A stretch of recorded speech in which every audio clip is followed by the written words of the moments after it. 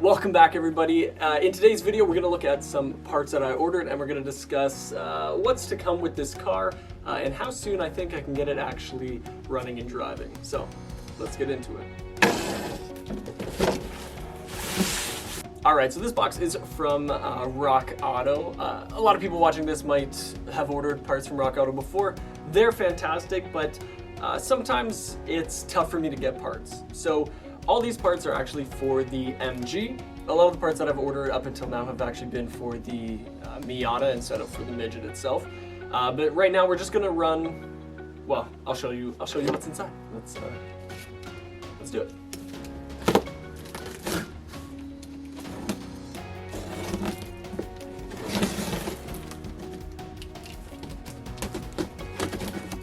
Now, I will say, Rock Auto has been fantastic. They're obviously not sponsoring this, but that would be so sick. But anyways, obviously not sponsored, but Rock Auto is where I get all my parts. Literally whatever I needed. It's never taken more than a week to get here. And I'm up in Canada, so sometimes crossing the border and whatnot takes that extra little time. So Rock Auto is great. If you need them, check them out. And they even have parts for MG Midgets, which if they have parts for that, they probably have parts for whatever your car is.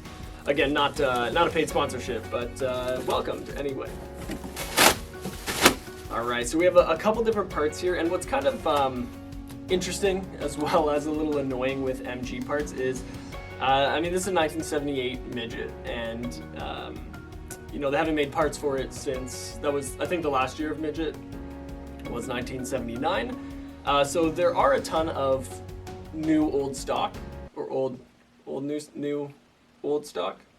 Anyways, there is a lot of new old stock. I don't know what I'm trying to say here. But I couldn't find any, at least not at the price that these were. So everything here, I'm pretty sure, besides maybe a couple things, are refurbished or rebuilt. So I'm kind of interested to see what the quality is. And if it would have been worth buying this over just kind of refurbishing the ones that I already had. So let's take a look. Let's start with this bad boy and this one. All right, so this is from a company called Dynamic Friction Company. And if you can put two and two together, you might know what is in here. Dynamic Friction. These are, ooh, okay. These are my new hubs. Well, not only my hubs, but my brake rotors. I guess it's not really the hub. These are my new brake rotors for the Midget. So when I got the car, it was running. I was able to take it for a test drive, but the one thing that was really, really sketchy was the brakes. So I knew that when I got into actually building my car, I knew that brakes were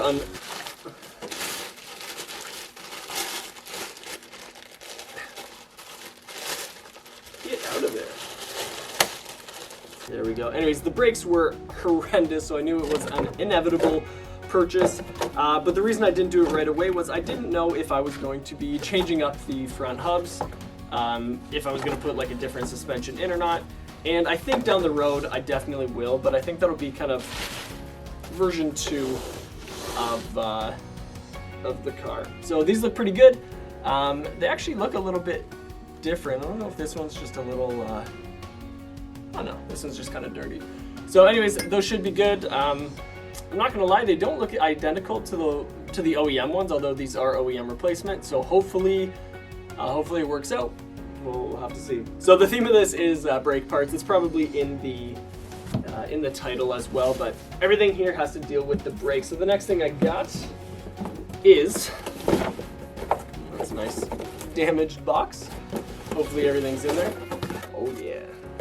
So the next thing I got are brake calipers. So the calipers that I had on mine were really, really grungy. They were pretty terrible. So I got some new ones here, and they look like they're kind of half put together.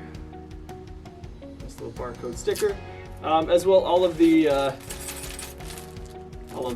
hardware there for them. So of course, I got two, one for each side. So the MG Midget is disc brakes obviously in the front, And it does have the drum brakes in the back. Same thing over here. Again, nice and cleaned up. You know, you can tell they're not brand new, but they look great. So once I'm done recording this, I'll kind of do a close up on all of the stuff here, just so we can take a look at what it is specifically.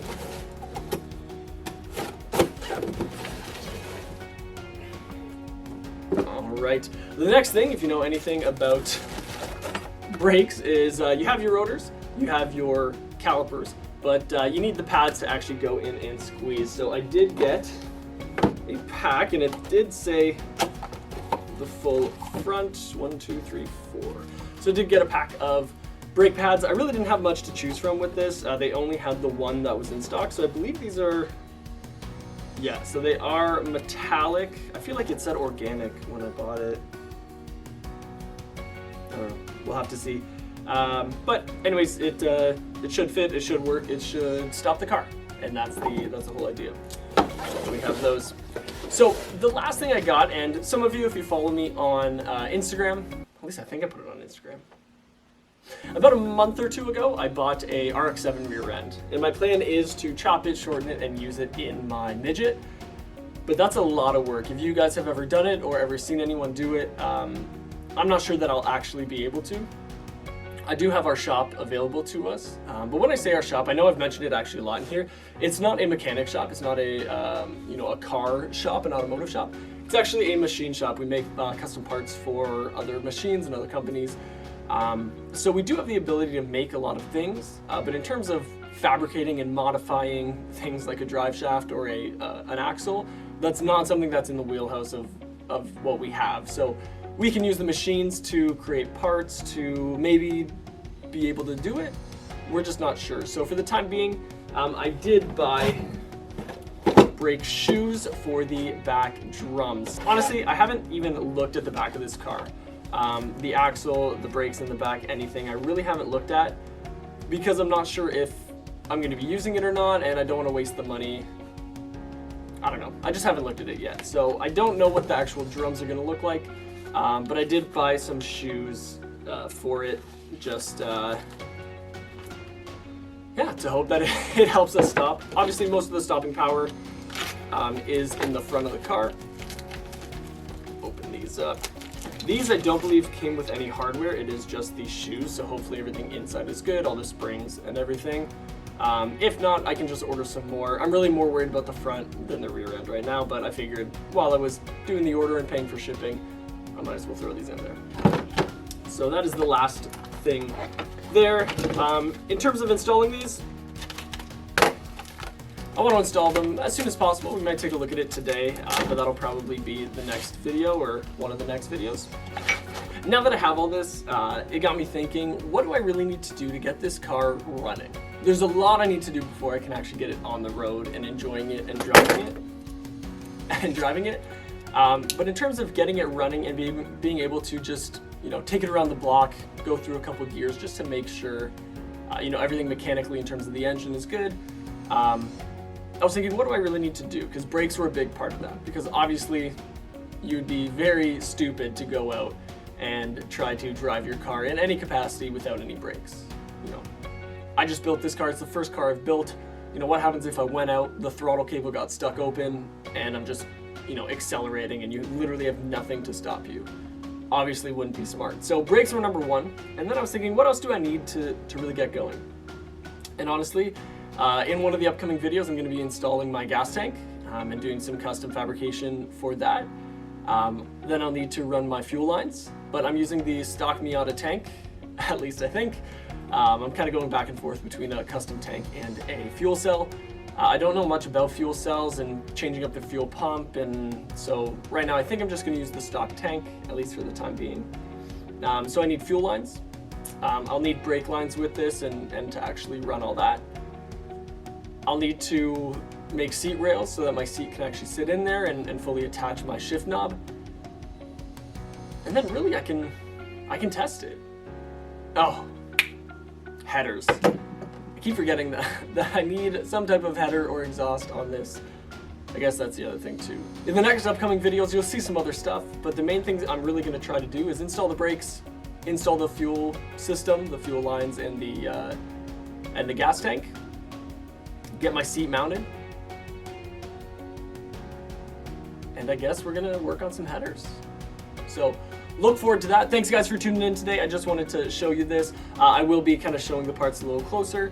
And then the next video, we'll see if they actually fit on the car and they work. So anyways, if you enjoyed this, guys, please hit that like button, subscribe if you want to see the upcoming videos, and follow my build. I just want to say thank you once again. We have reached another little milestone, another 5 subscribers this week. So if you're one of those 5, welcome and thank you.